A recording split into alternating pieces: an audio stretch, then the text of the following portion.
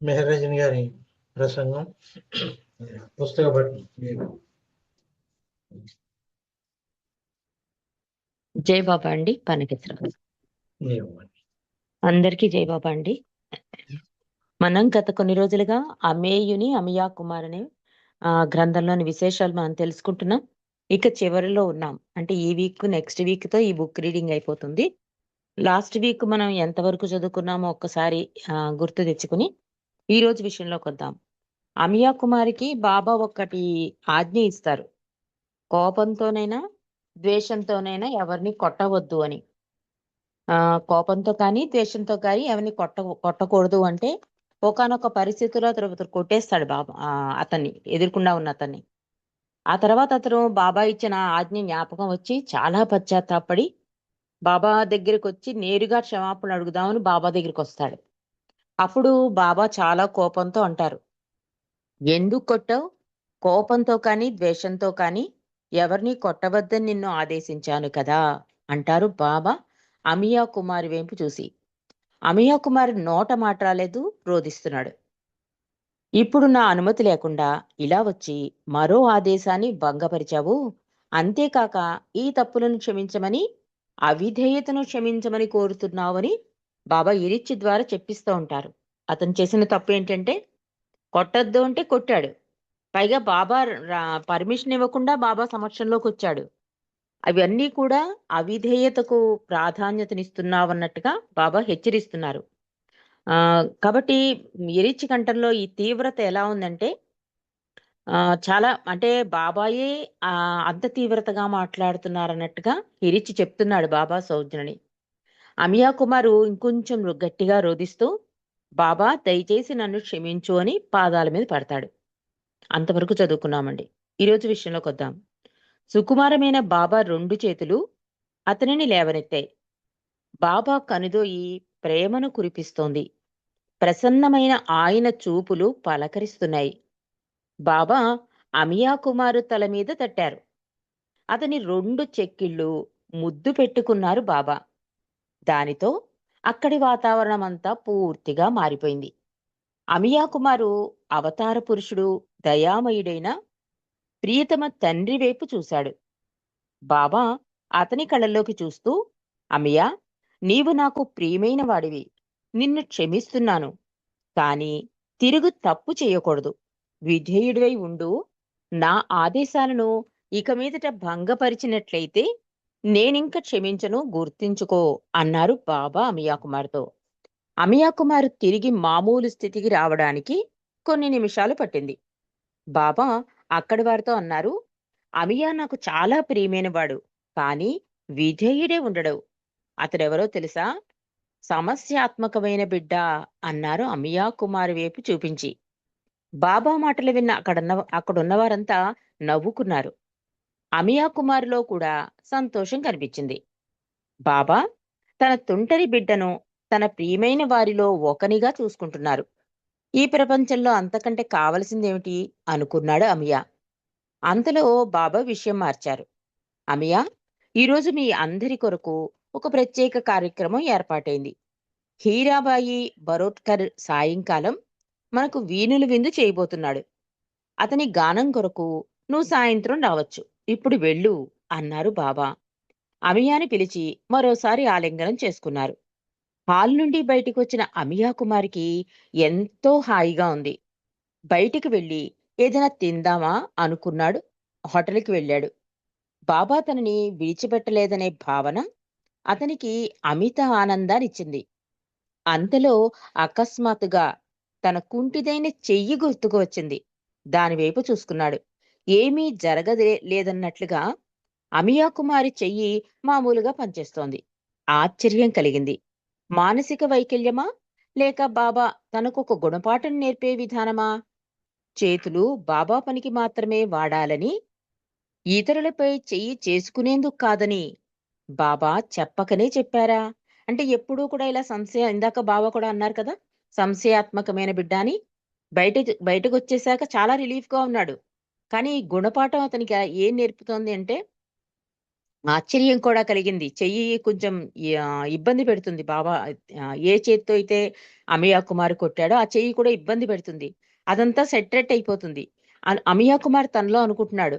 అంటే ఈ చేతులున్నది బాబా పని చేయడానికే కానీ, ఇతరుల మీద ఆ చెయ్యి చేసుకునేందుకు కాదని బాబా చెప్పకనే చెప్పారా అని అనుకుంటున్నాడు. విశ్రాంతి తీసుకోవాలనే ఉద్దేశంతో తన గదికి వెళ్ళాడు అమియా కుమారు. ఉదయం నుండి మానసిక అశాంతి అతనిని కుదిపివేసింది. అంతలో అతనిలో మరో ఆలోచన ప్రవేశించింది. బాబా, ఈసారికి క్షమిస్తున్నాను, తిరిగి నా ఆదేశాన్ని భంగపరిస్తే మాత్రం క్షమించను అన్నారు. అదేంటి? రాబోయే భవిష్యత్తులో తప్పులు చేయకుండా ఉండడం కుదురుతుందా? అది సాధ్యమా?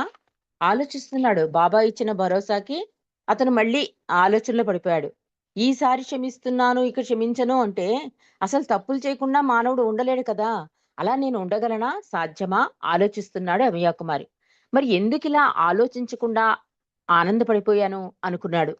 ఒకసారి బాబా ఆజ్ఞను భంగపరిచిన నేను మళ్ళీ అటువంటి హద్దు దాటితే తప్పనిసరిగా మళ్ళీ నేను హద్దు మీరుతాను. ఎందుకంటే మాయా ప్రపంచం గదా! అందుకని అమియా కుమార్ ఒప్పేసుకుంటున్నాడు. నేను తప్పు చేయకుండా ఉండలేను. హద్దు దాటకుండా ఉండలేను. ఎలా? అని మళ్ళీ సమస్య వచ్చింది అమియా కుమార్‌కి. భవిష్యత్తులో వైఫల్యాలు, వాటి పర్యవసనాలు తలుచుకోగానే అతనిలో నిరాశ మొదలైంది. సమస్య మళ్ళీ మొదటికొచ్చింది. క్రమంగా అతనిలో విచారం పెరగసాగింది. సంగీత కార్యక్రమానికి గురుప్రసాద్ వెళ్లిన అమియా కుమారు బాగా కలతకు గురయ్యాడు. బాబా చిరునవ్వుతో అతన్ని కూర్చోమన్నారు. అక్కడ 40 మంది 50 మంది వరకు ప్రేమికులున్నారు.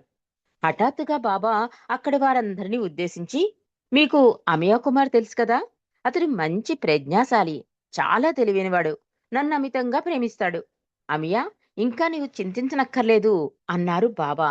అంటే అక్కడ సహవాసులతో పరిచయం చేశారు.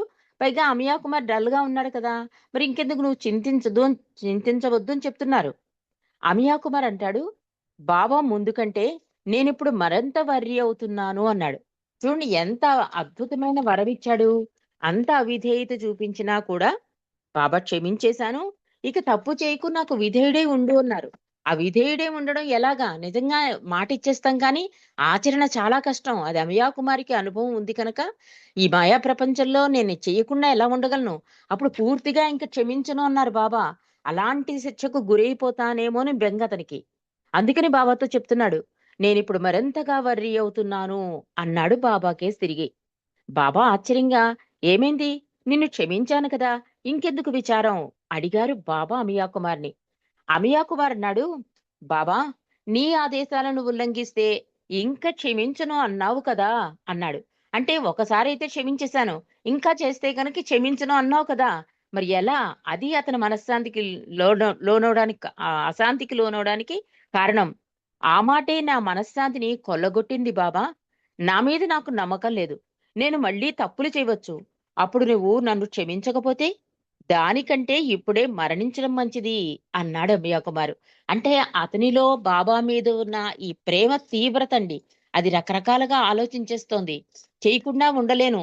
చేస్తే భగవంతుడైన బాబా క్షమించకపోతే అంతకన్నా తప్పు చేసేసి క్షమించమని అడిగే కన్నా ఇప్పుడే మరణించడం ఈజీ అంటున్నాడు. బాబా ప్రేమికులందరి వైపు చూశారట. అమియ కుమార్ మాటలు విన్నాక తన ప్రేమికులందరి వైపు చూశారు. కొన్ని క్షణాలు మౌనం రాజ్యమేరింది. తర్వాత బాబా అక్కడి వారితో అన్నారు, అయితే అమియా, ఇప్పుడు నన్నేం చేయమంటాడు? ఎవరైనా చెప్పగలరా? అడిగారు బాబా. అంటే ఏం తెలియనట్టు బాబా ప్రేమికుల కేసి చూసి, అసలు అమియా కుమార్ ఏం చెప్తున్నాడు? నన్నేం చేయమంటున్నాడు? మీలో ఎవరికైనా అర్థమైతే చెప్పండి అన్నారు. అమియా కుమార్‌కి దగ్గరగా కూర్చున్న ఒక వ్యక్తి లేచి, బాబా, అతడు చేసుకుంటూ పోయే పొరపాట్లకు, తప్పిదాలకు మీరు క్షమించుకుంటూ పోవాలని అతని ఉద్దేశమని నాకనిపిస్తోంది అన్నాడు ఒకతను. కొంతమంది గమ్మున క్యాచ్ చేస్తారు కదా! ఆ మాట పట్టుకుని అతనన్నాడు, బాబా అతను తప్పులు చేసుకుంటూనే ఉంటాడు, పొరపాట్లు చేస్తూనే ఉంటాడు. మీరు కూడా క్షమించుకుంటూ వెళ్ళిపోవాలని అతని ఉద్దేశం అన్నాడు. అమియా కుమారు అతని వైపు గుర్రుగా అంటే కోపంగా చూశాడు. అతన్ని నమిలి మింగాలన్న కోపం వచ్చింది. అలాగా వివరించేది అనుకున్నాడు. ఎలా బాబా ముఖం చూసేది? అంటే అతని ఉద్దేశం అది కాదు. కానీ అతని ఉద్దేశం అదే అన్నట్టు చెప్పాడు ఆ పక్కనున్న వ్యక్తి. దాంతో అమియా కుమారికి చాలా కోపం వచ్చేసింది. అంటే ఇంక మింగేసేలా చూశాడనమాట. బాబా అన్నారు, "అమియా, అతను చెప్పింది నిజమా?" ఎంతో ఆశ్చర్యంగా అడిగారు బాబా. బాబాకి తెలియనిదేముంది? కానీ కొంచెం అలా హాస్యమాడుతూ ఉంటారు తండ్రి. "అవును బాబా." దుఃఖంతో అతని గొంతు పూడుకుపోయింది. ఇంకేమనాలో తెలియక, మరి క్షమించడమే కదా అతను కోరుకునేది. అందుకని "అవును బాబా" అన్నాడు దుఃఖంతో. "నీ క్షమ కావాలి. నీవాడిగా ఉండాలి. ప్రేమకు అర్హత నాకు లేకపోయినా నువ్వు నన్ను ప్రేమించాలి బాబా. దయచేసి నేనెలాంటి వాడినైనా నన్ను ప్రేమించు." దుఃఖంతో అడిగాడు అమియా కుమారు బాబాని. బాబా అందమైన ముఖం అద్భుతమైన కాంతితో వెలిగిపోసాగింది.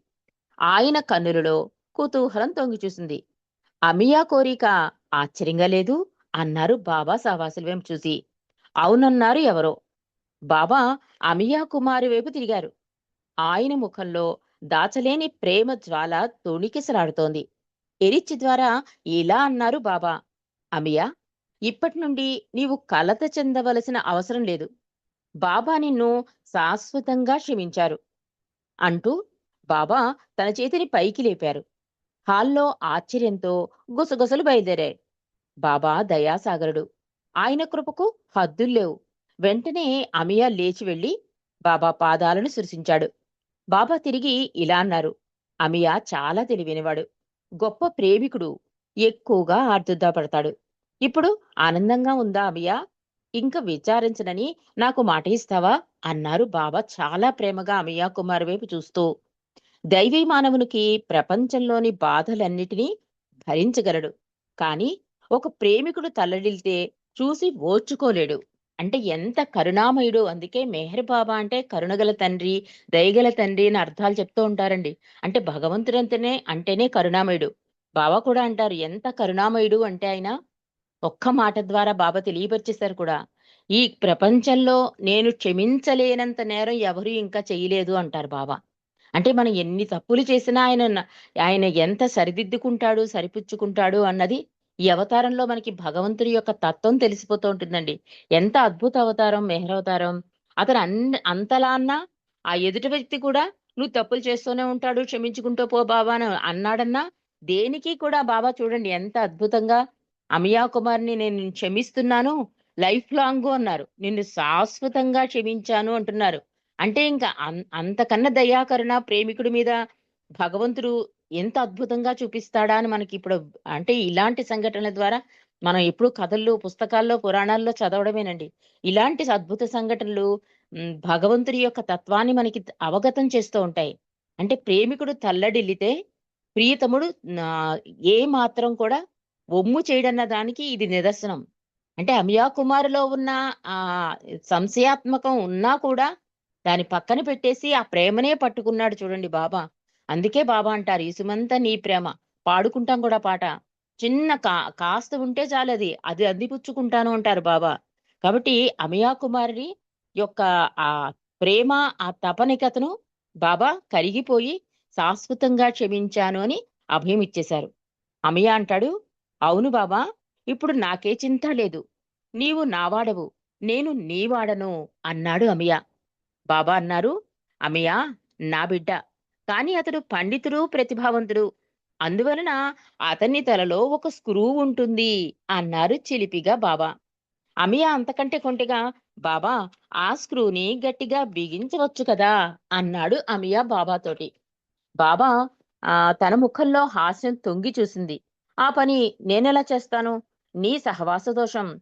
నా స్క్రూలు కూడా వదులైపోతున్నాయి" అన్నారు బాబా అమియా కుమారి వైపు చూసి.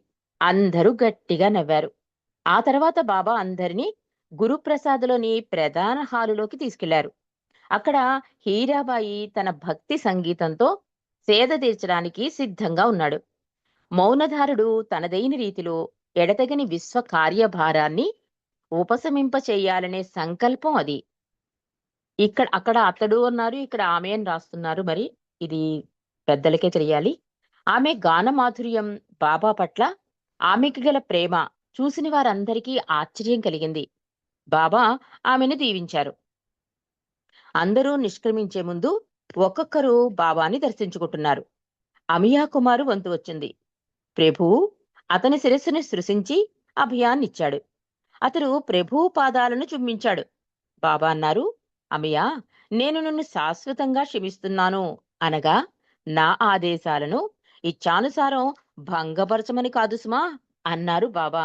అంటే బాబా క్షమించేశారు కదా, అదే పశ్చాత్తాప ప్రార్థన అర్థం కూడా అదేనండి. మనం తెలుసుకోవాలి. తప్పుని తప్పుగా గుర్తించి మళ్ళీ ఆ తప్పు చేయకుండా ఉండడం కోసం పశ్చాత్తాప ప్రార్థన. అంటే తప్పులు చేసేయడం పశ్చాత్తాప ప్రార్థన చేయడం కాదు దాని అర్థం. ఒక తప్పు చేశాము అంటే, తెలుసుకున్నాము అంటే ఆ తప్పును మళ్ళీ చేయకుండా ఉండడం. దానివల్ల బాబాకి కాదు లాభం, మనకే లాభం. మన ఆత్మ ప్రయాణానికి గమ్యం చేర్చడానికి త్వరితగతం చేస్తుంది. ఒక తప్పు చేయడం వల్ల సంస్కార బంధనాలు చుట్టుకుంటాయి. దానివల్ల మళ్ళీ జన్మకి పునాదులు వేసుకుంటాం. అందుకే తండ్రి ఎంత అద్భుతంగా పర్వతిగారి ప్రార్థన ఉన్నతోన్నతుడైన అలాంటి లక్షణాలు గల భగవంతుని నీడలో ఉన్నావు అనే ధైర్యాన్ని ఇస్తుంది. పశ్చాత్తాప ప్రార్థన సంస్కార రాహిత్యాన్ని చేస్తుంది. కాబట్టి ఎంతో అద్భుతమైన 2 ప్రార్థనలు. దాంతో మండలి ప్రార్థన. మండలి ప్రార్థన అర్థం ఏంటి? ఈ జన్మలోనే కాదండి, ఈ ఆత్మ పరమాత్మలో కలిసే వరకు, అంటే చిట్ట చివరి వరకు నీ కొంగు. అందుకని అధికాధికంగా ప్రేమించడం. ఈ అధికాధికమైన ప్రేమ అవుతుంది భగవంతుడు ఏమిచ్చినా జీవితంలో తండ్రి నీ ఇచ్చా అని తలవొగ్గడానికి, మళ్లీ జన్మకి పునాదులు వేసుకోకుండా ఉండడానికి కారణమవుతుంది ఈ అధికాధికమైన ప్రేమ. కాబట్టి బాబా ఇక్కడ ఏం చెప్తున్నారు అమియా కుమారికి కూడా, నిన్నేదో శాశ్వతంగా క్షమించేశానని చెప్పి నీ ఇచ్ఛానుసారం నా ఆదేశానుసారం నీ ఇచ్ఛానుసారం అన్ని భంగపరుచుకుంటూ వెళ్ళమని కాదు, జాగ్రత్తగా ఉండమని అన్నట్లుగా హెచ్చరిస్తున్నారు బాబా. ఏమంటున్నారు బాబా? నా ఆదేశాలను ఇచ్ఛానుసారం భంగపరచమని కాదు సుమా అన్నారు బాబా అమియా కుమార్తో. మెహర్ బాబా అమియా కుమారికి ఇచ్చిన మరొక ఆదేశం ఏంటంటే, కామపూరిత ఉద్దేశంతో స్త్రీని తాకరాదు. భార్య విషయంలో ఈ షరతు వర్తించదు. కానీ అమియా కుమారు బ్రహ్మచారి.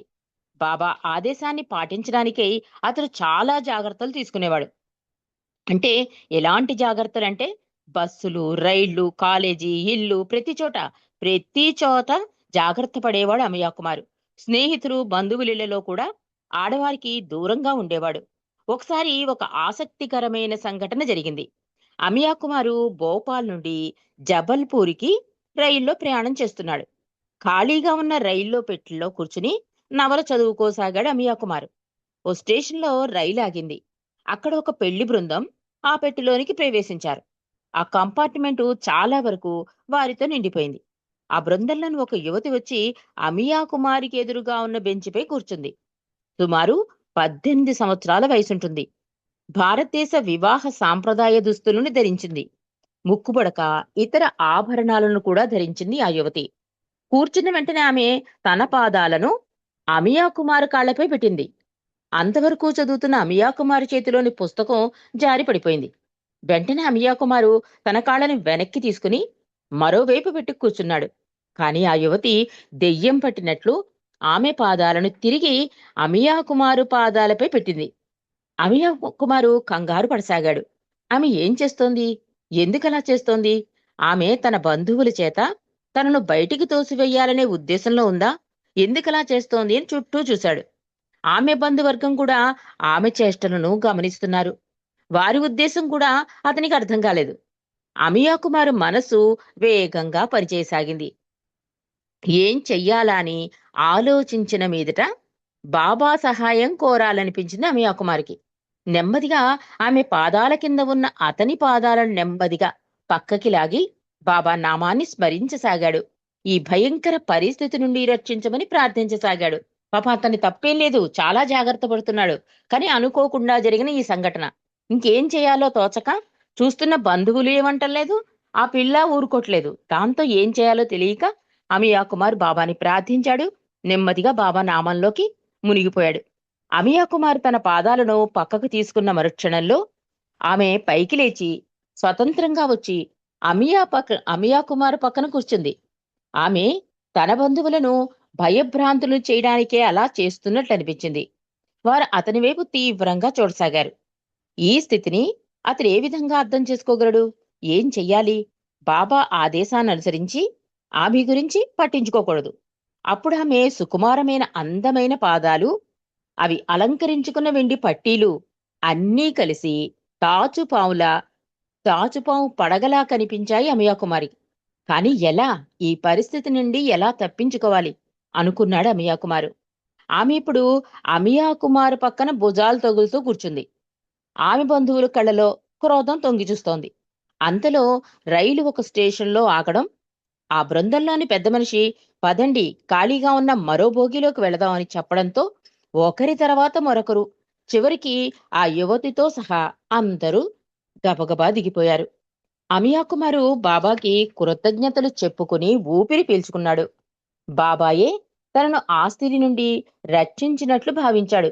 ఎట్టి సమస్యలకు దారితీయకుండా అపాయాన్ని సూచించే ఆ పరిస్థితి నుండి కూడా బాబా తనను కాపాడినట్లు అమియా కుమారు విశ్వసించాడు. నిజాయితీగా బాబాని ప్రార్థించినప్పుడు తన వారిని తప్పకుండా కాపాడతాడు. అమియా కుమార్ ఎంత అద్భుతమైన ఆ ఉపాయం ఆలోచించాడో, టెక్నిక్ ఆలోచించాడో చూడండి. ఇంకా తన బుద్ధి తన బుర్ర ఏమీ వాడలేదు. లేచి వెళ్ళిపోవడం గాని అరవడం గాని ఏమీ చేయలే. బాబా మీద ఆధారపడిపోయాడు. బాబా కూడా అంటారు కదా, పూర్తిగా నా మీద ఆధారపడితే నేను ఎంత విశ్వ కార్యక్రమంలో ఉన్నా నిన్ను రక్షించకుండా ఉండలేను అన్నాడు బాబా. కాబట్టి అమియా కుమారే అనుకుంటున్నాడు ఇప్పుడు, ఈ పరిస్థితిలో నన్ను రక్షించింది బాబాయే, ఆయనే నన్ను రక్షించాడు అని నిజాయితీగా బాబాని ప్రార్థిస్తే తన వారిని తప్పక కాపాడతాడన్న సందేశాన్ని కూడా అమియా కుమార్ జ్ఞాపకం చేసుకున్నాడు.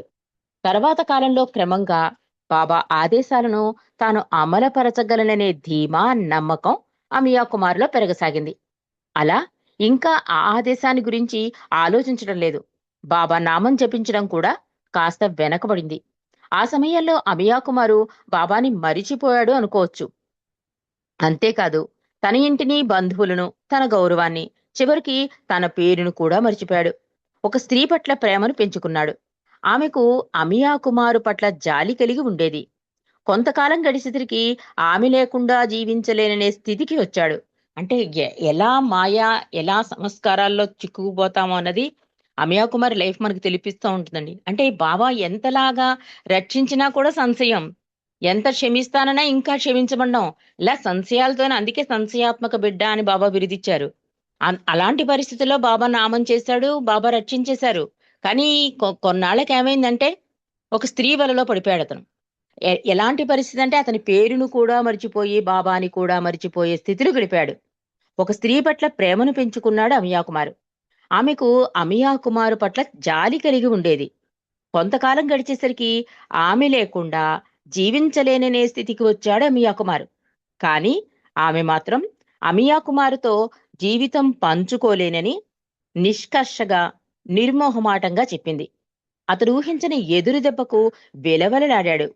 ఆమె నిరాదరణకు చాలా బాధను అనుభవించాడు అమియా కుమార్. అదే సమయంలో కనువిప్పు కూడా కలిగింది అమియా కుమార్కి. బాబా గుర్తుకు వచ్చారు. ఒక స్త్రీ కొరకు ఇన్ని రోజులు బాబాని దూరం చేసుకున్నాడు. బాబా ఫోటో చూస్తూ ఆయన తనపై కురిపించిన ప్రేమను గుర్తు చేసుకున్నాడు అమియా కుమారు. బాబా తనకు వ్రాయించిన ఉత్తరాలన్నీ తిరిగి చదువుకున్నాడు. అన్నీ శుద్ధమైన, స్వచ్ఛమైన ప్రేమకు ప్రాధాన్యతనిచ్చేవే. అతని యోగక్షేమాలు విచారించి అతనికి రక్షణ కల్పించారు బాబా. మెహర్ బాబా ఒక్కరే ప్రేమార్హుడు. మానవ హృదయాన్ని తెరవగలిగిన అర్హత కలవాడు బాబా ఒక్కరే. ఆ హృదయాలలో నిరుపమానమైన ప్రేమను నింపగలవాడు బాబా ఒక్కడే.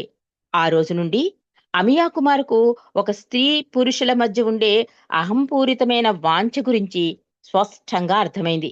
అమూల్యము, శాశ్వతమైన దైవీ మానవునికి మధ్య గల సంబంధం కూడా స్పష్టంగా అర్థమైంది అమియా కుమార్కి. ముందున్న నిరాశ గురించి మరిచిపోయాడు. ఈ దుస్సంఘటనకు ముందుగానే ముగింపునిచ్చిన మెహర్ బాబాకు కృతజ్ఞతలు తెలుపుకున్నాడు అమియా కుమారు.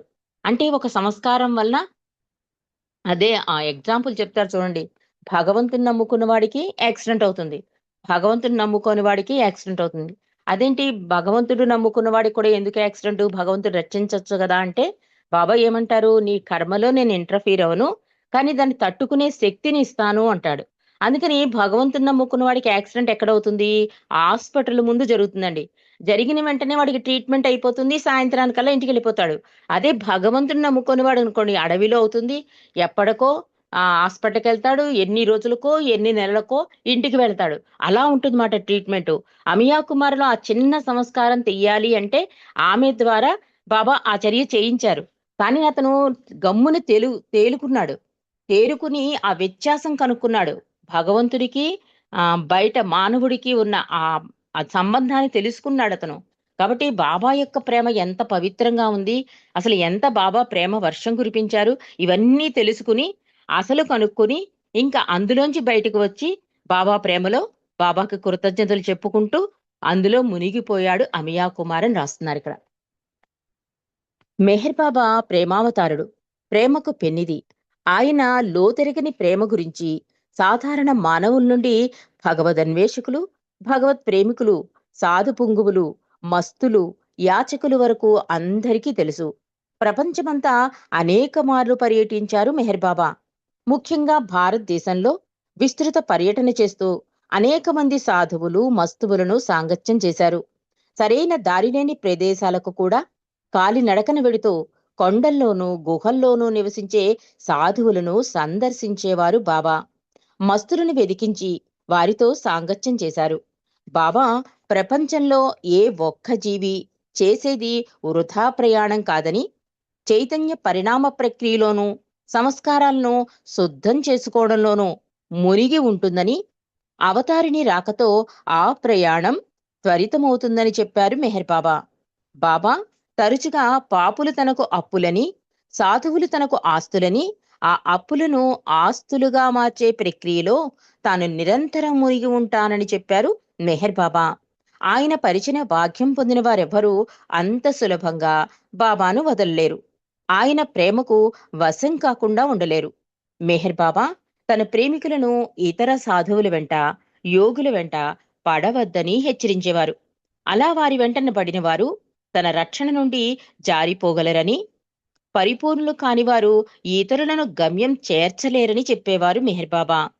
అమియా కుమారికి కూడా సాధువులను, యోగులను దర్శించాలనే ఆసక్తి లేదు. కానీ అతని జీవితంలో అనుకోని ఆసక్తి కలిగించే కొన్ని సంఘటనలు చోటు చేసుకున్నాయి. వారణాసిలో నివసించే 3 సాధు పుంగవులను కలుసుకోవడం ఆశ్చర్యం కలిగించక మానదు మనకు. మరి ఆ 3 సాధువుల గురించి మళ్ళీ వారం తెలుసుకుందామండి. అవతార్ మెహర్ బాబాకి జై. జై బాబా అండి. పనగేశ్వరరావు గారు. పనగేశ్వరరావు గారు హ్యాపీ బర్త్డే అండి.